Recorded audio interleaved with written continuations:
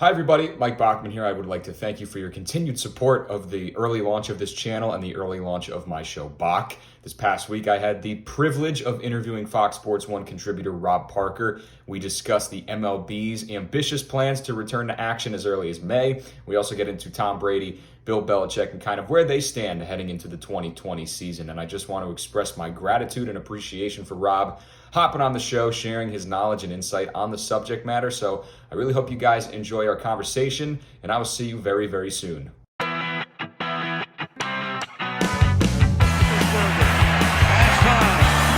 to the back of the end zone, and it is touchdown by Holmes. The return to glory. That will be the greatest scene in golf forever, Jim Nance. Jimmy Johnson wins his seventh NASCAR Sprint Cup championship.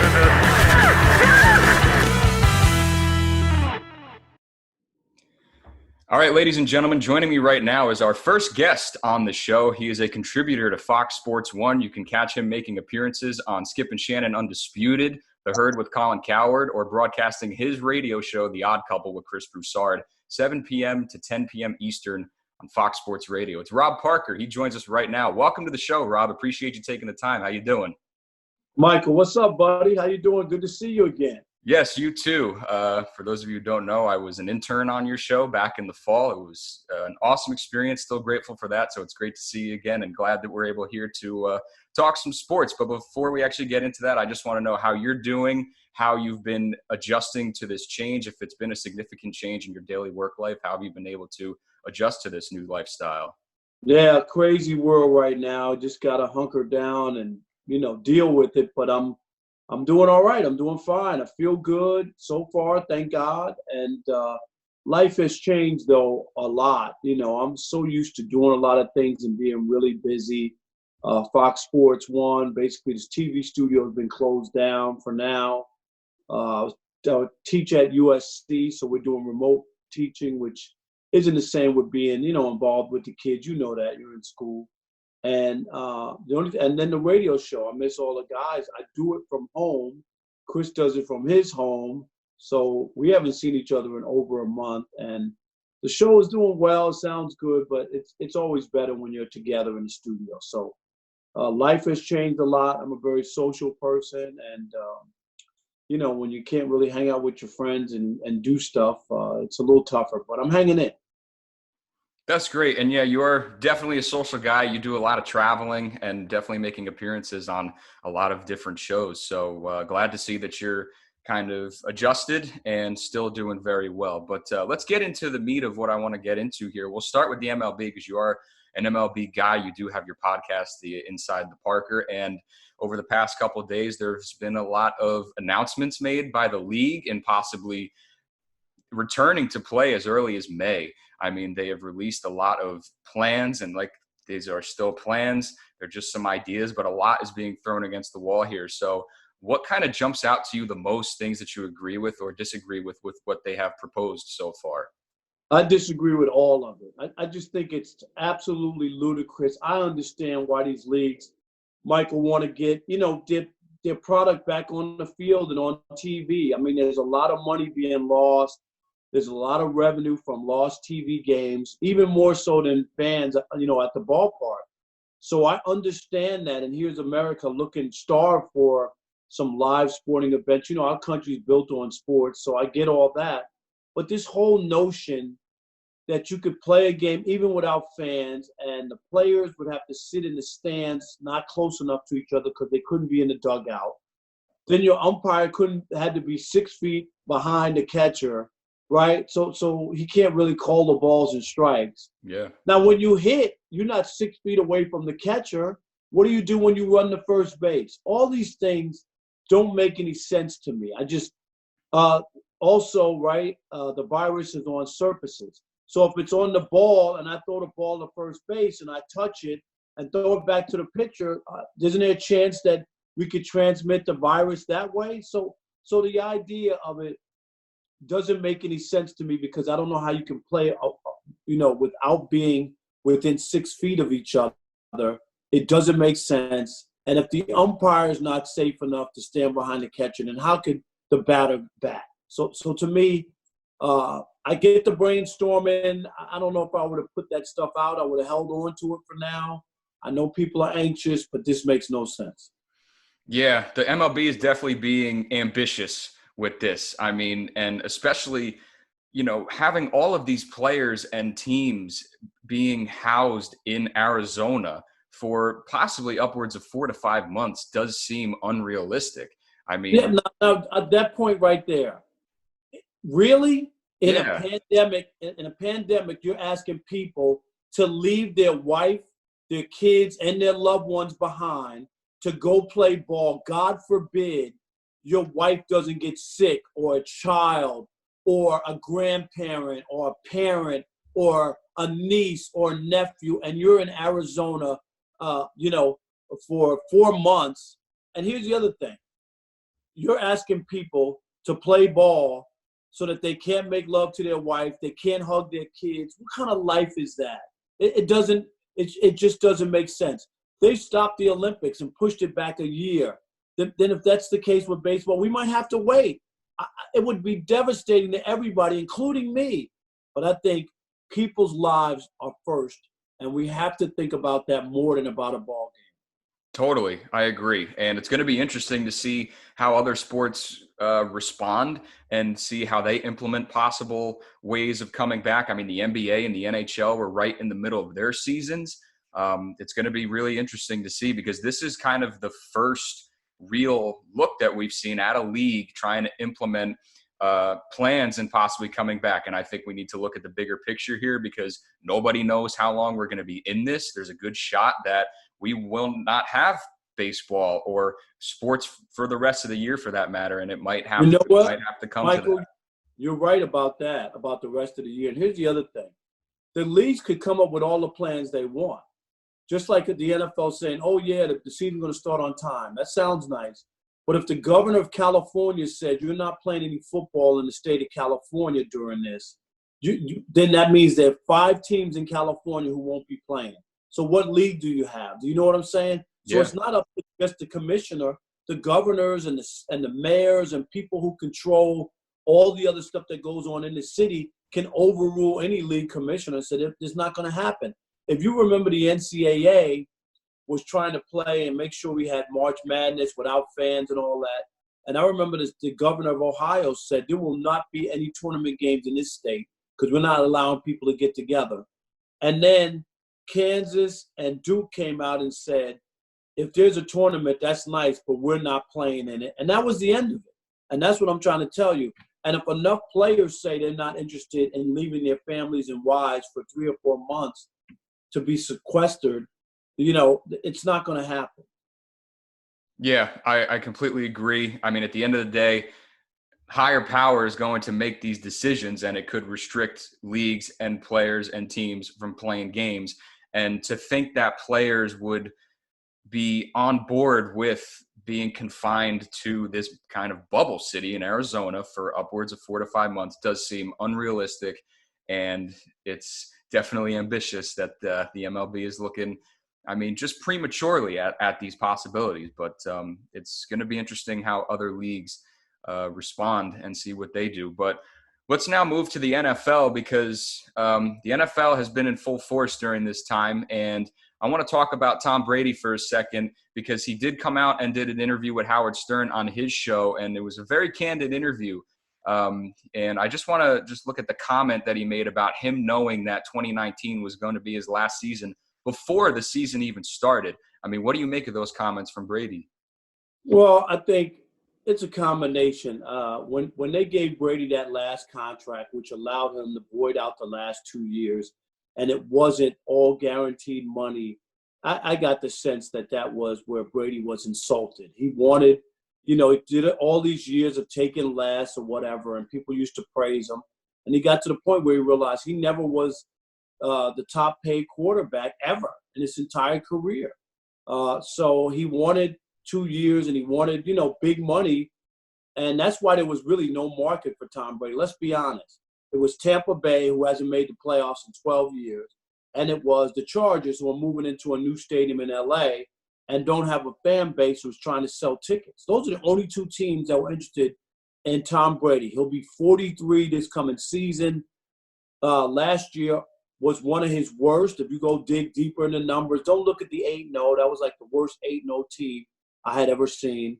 And don't look at the 12-4. Again, look at the games that he struggled in, and they were all against the better teams and better defenses. So I think Brady knew he had gotten fortunate, because Belichick wanted to get rid of him before, then they wound up winning that Super Bowl, so that made it impossible for him to move on. And his guy, goes to the 49ers, right, Garoppolo, and gets to a Super Bowl. So I think the power shifted back to Belichick when he said to Bob Kraft, look at what we could have had. I told you this was our future, and we let him get away. So I think at that point, Bob Kraft kind of figured out, even though he loves Tom Brady, that it was time. And then from all the reports I've heard, Michael, the Patriots didn't even offer him a contract. What does that tell you?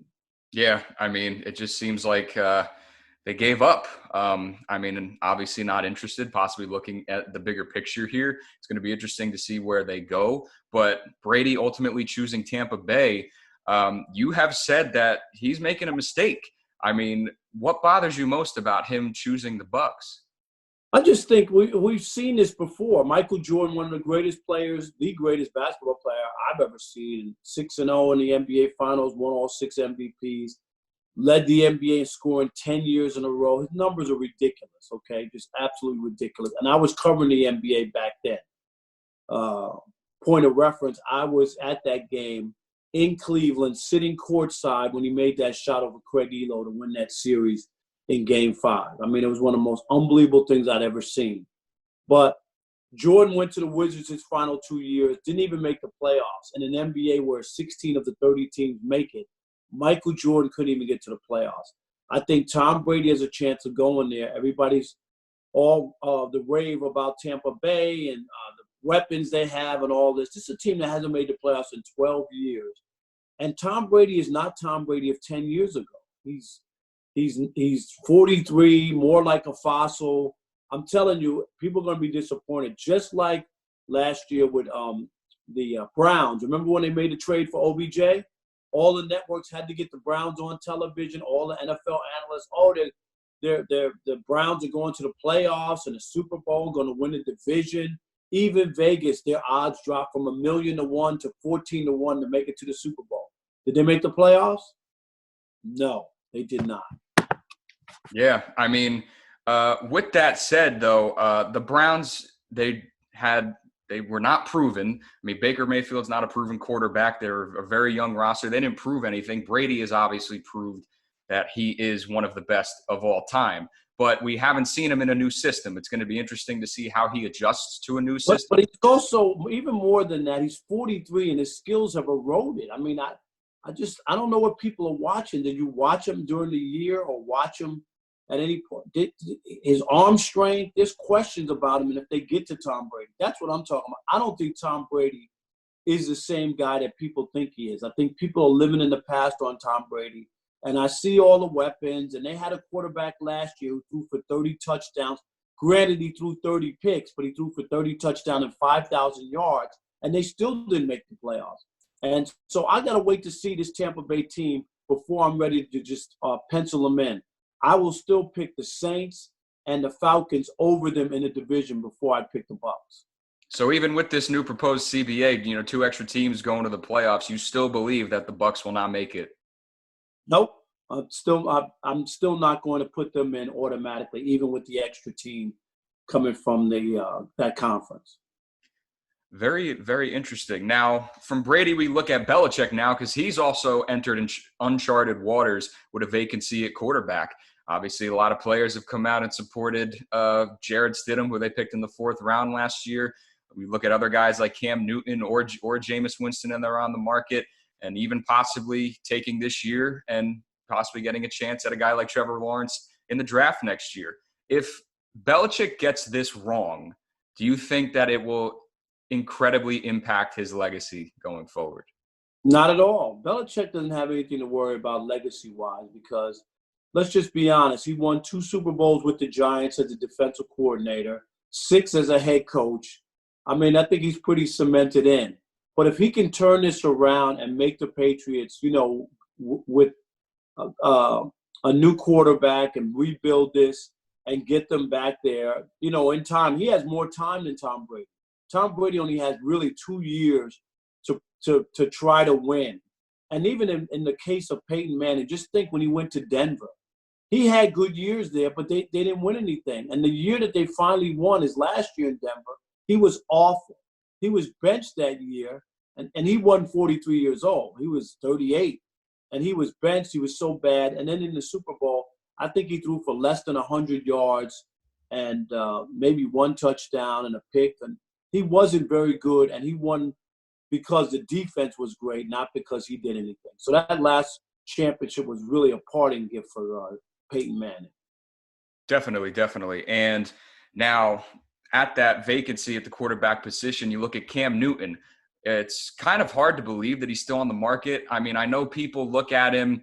They have their certain things about him, but he is a proven winner in this league, former league MVP, Super Bowl appearance. And a lot of people are pointing at the Patriots, but I look at other teams like Jacksonville, like the Los Angeles Chargers, who are looking to roll with Tyrod Taylor. I mean, I even look at a team like the Steelers, not knowing what Big Ben's going to do and basically no backup plan at quarterback. I mean, why are teams so hesitant to take a chance on Cam Newton? That's a good question. I think it's totally disrespectful. Some people are saying they're going to wait till after the draft and they can look at him, but he should be on a team. Jameis Winston should be on a team. I mean, go look at the beginning of Brett Favre's career. He threw more interceptions than Tom Brady.